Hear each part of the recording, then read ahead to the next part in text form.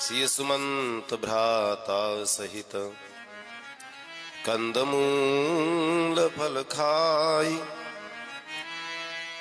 सयन कीन रघुवंश मणि पाय पलोटत भाई।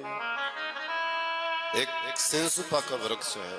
आप उस कथा में प्रवेश करो कि जो किशोरी जी महाराज कभी भी पैर धरती पर रखा ही नहीं। मैंने कल बताया ना कि मां कौशल्या स्वयं पुष्पों को लेकर के किशोरी जी के चरणों के नीचे बिछाती थी। आज के समय में आप लोग इतने इतने मोटे मोटे गद्दे में सोते हो, हमारी किशोरी जी मखमली गद्दों में सोती थी। श्रृंगार करने के लिए लाखों लाख दासियां किशोरी जी के आगे पीछे भ्रमण करती रहती है।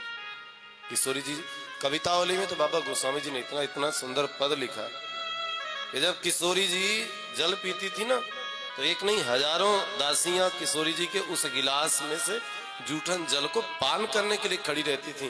ये किशोरी जी का जूठन जल हमें मिल जाए।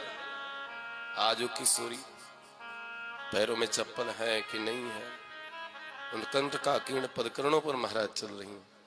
ये पति का अनुसरण है। पति कैसा भी हो, स्त्री का धर्म है। काले को कौन देखता है?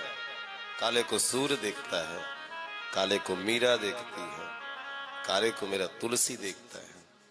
ये दुनिया वाले जिसका त्याग कर देते हैं ना, संत जन उसी के पास जाते हैं। और फिर काले की कितनी बड़ी महिमा है। 16,108 गोपिकाएं काले के चरणों की सेवा करती हैं। ये काले रंग की महिमा है, ये सांवले रंग की महिमा है। मेरे प्रभु परमात्मा श्री राम एक सिंसुपा वृक्ष के नीचे, शीशम वृक्ष के नीचे कुश की साथरी बनाई।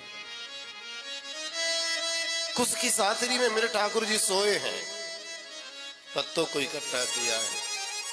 जो सोने के महाराज सोने चांदी के पलंग थे, चंदन की लकड़ियों से बने पलंगों में जो सोते थे, आज समय कितना बड़ा विपरीत हो गया कि महाराज आज कुश की साथरी में लक्ष्मण जी ने परमात्मा राम के चरणों को दबाया।